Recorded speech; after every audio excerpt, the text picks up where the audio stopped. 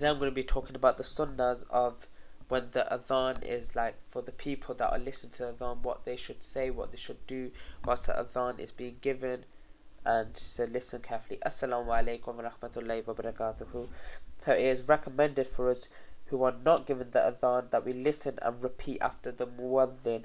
This is because of the hadith of Ibn Sayyid min al-Hudri that the Prophet said, whenever you hear the call, the announcement, then say exactly what the muwaddin is saying, except when the muwaddin says hayya ala salat and hayya ala falah, we say la hawla wa la quwwata illa billah 4 times, like the muwaddin says both of these phrases twice each. After he finishes the adhan, then you should send blessings upon the Prophet sallallahu alaihi wasallam and ask Allah to grant the Prophet sallallahu alaihi wasallam al-wasila, which is a level in paradise that only one person is qualified for it, and the Prophet says that he hopes that he is qualified for it among all of humanity, and he is sallallahu alaihi wasallam.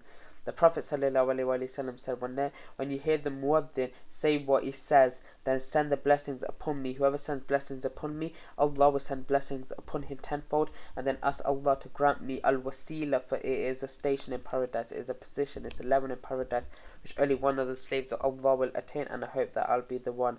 Whoever asks for a wasila for me, intercession for him, will be granted.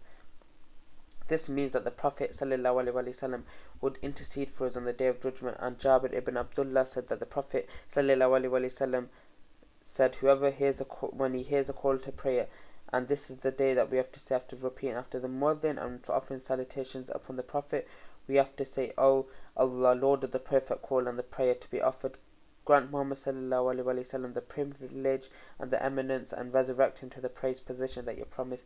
That whoever says this will be granted my intercession on the day of resurrection. So this is what we should say when we hear the adhan, when the tafweeb is taking place and the muaddin says as-salatu khayrun minan nawm, we should repeat this phrase. One of the great times of answering your du'as, which is most likely to happen, is between the adhan and the iqamah. So when the adhan is called, the period between the end of the adhan and the iqamah, it is time for dua. This is because the Prophet ﷺ said that dua or supplication is not rejected between the adhan or the iqamah. So after the adhan, we have the dua after sending the salutations upon the Prophet ﷺ, and the iqamah, there is no dua after iqamah. And you pick one masjid that follow through the adhan for one masjid. If you're travelling, you should still give the adhan. It's recommended for those travelling to call the adhan as the Prophet ordered them when you're travelling to call for the adhan. The sunnah is that you give one adhan if you're a traveller and you're combining prayers, and 2 iqamas, one for each prayer. This was done for both the Arafah and the Muzdalifah, and it's still going on in Hajj season according to the hadith where the Prophet ﷺ did this, and Abdullah ibn Jabir.